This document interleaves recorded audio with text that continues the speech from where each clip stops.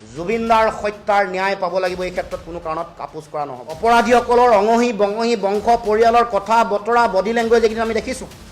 তাৰ পাছত আমি কৈছোঁ যদি কিবা কাৰণত যদি তথ্যৰ যদি তেওঁলোকে সঠিকভাৱে দিব নোৱাৰাৰ কাৰণে যদি কিবা কাৰণত হাৰি যাব লগা হয় তেতিয়াহ'লে বিজেপি চৰকাৰ জগৰীয়া। এক্সিট পল আহিছে যাব, 4 তাৰিখে ফলাফল দিব, চৰকাৰ হ'ব।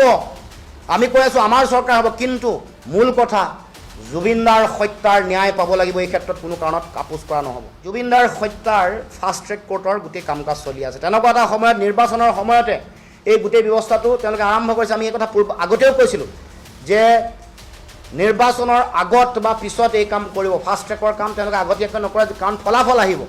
ফাষ্ট ট্ৰেকত কৰিলে সোনকালে ফলাফল আহিবৰ কাৰণে নিৰ্বাচনৰ আগে বা নিৰ্বাচনৰ পাছত এই কাম কৰিব বুলি আগতে কৈছিলোঁ। সেই কামটো আমাৰ যিটো ভৱিষ্যতবাণী প্ৰমাণ হৈছে।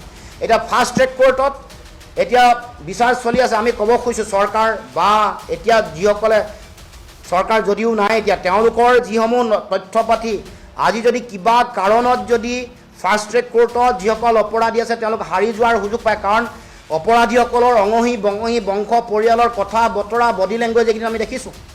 তাৰ পাছত আমি কৈছোঁ যদি কিবা কাৰণত যদি তথ্যৰ যদি তেওঁলোকে সঠিকভাৱে দিব নোৱাৰাৰ কাৰণে যদি কিবা কাৰণত হাৰি যাব লগা হয় তেতিয়াহ'লে বিজেপি চৰকাৰ জগৰীয়া হ'ব।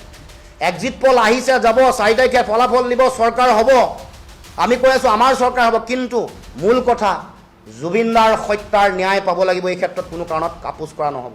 আৰু সেইকাৰণে আমি ক'ব খুজিছোঁ এই গোটেই ফাষ্ট ট্ৰেক কোৰ্টত চলি থকা বিচাৰ প্ৰক্ৰিয়াত যদিহে ক'ৰবাত যদি তথ্যৰ যদি ক'ৰবাত যদি তেওঁলোকে সঠিকভাৱে তথ্য, যেনেকৈ এগৰাকী ব্যক্তিৰ ধৰ্ষণ কৰি হত্যা হোৱাৰ পাছত অৰ্ণময় বৰাৰ হত্যাৰ পিছত সুপ্ৰিম কোৰ্টত অপৰাধীয়ে ইয়াৰ পৰা যাবলৈ সুযোগ পালে তথ্য দিব নোৱাৰে। কাৰণ কাৰ দুৰ্বলতাটো কাৰ?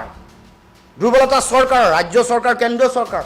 ঠিক তেনেকৈ জুবিনদাৰ হত্যাৰো এই গোটেই প্ৰক্ৰিয়াটোত বিজেপি চৰকাৰ আছিল। তেওঁলোকে সঠিক তথ্য নিদিলে আগন্তুক দিনসমূহত অপৰাধী যদি হাৰি যায়, মুকলি আকাশৰ তললৈ ওলাই যায়, তেতিয়াহ'লে অসমৰ ৰাইজে আৰু আমি কোনেও এই কথা কেতিয়াও ক্ষমা নকৰোঁ।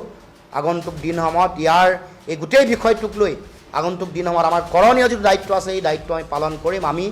আমাৰ সংগ্ৰাম চলিছে আৰু চলিব। এক্সিট পল আহিছে যাব, 4 তাৰিখে ফলাফল দিব, চৰকাৰ হ'ব। আমি কৈ আছোঁ আমাৰ চৰকাৰ হ'ব, কিন্তু মূল কথা জুবিনদাৰ হত্যাৰ ন্যায় পাব লাগিব। এই ক্ষেত্ৰত কোনো কাৰণত কাপোচ কৰা নহ'ব।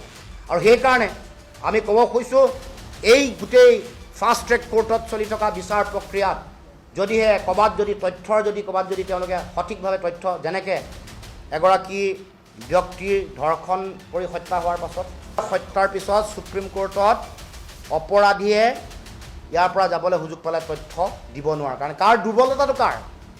দুৰ্বলতা চৰকাৰৰ, ৰাজ্য চৰকাৰ, কেন্দ্ৰীয় চৰকাৰ। ঠিক তেনেকৈ জুবিনদাৰ হত্যাৰো এই গোটেই প্ৰক্ৰিয়াটোত বিজেপি চৰকাৰ আছিল। তেওঁলোকে সঠিক তথ্য নিদিলে আগন্তুক দিনসমূহত অপৰাধী যদি হাৰি যায়, মুকলি আকাশৰ তললৈ ওলাই যায়, তেতিয়াহ'লে অসমৰ ৰাইজে আৰু আমি কোনেও এই কথা কেতিয়াও ক্ষমা নকৰোঁ। আগন্তুক দিনসমূহত ইয়াৰ এই গোটেই বিষয়টোক লৈ আগন্তুক দিনসমূহত আমাৰ কৰণীয় যিটো দায়িত্ব আছে এই দায়িত্ব আমি পালন কৰিম।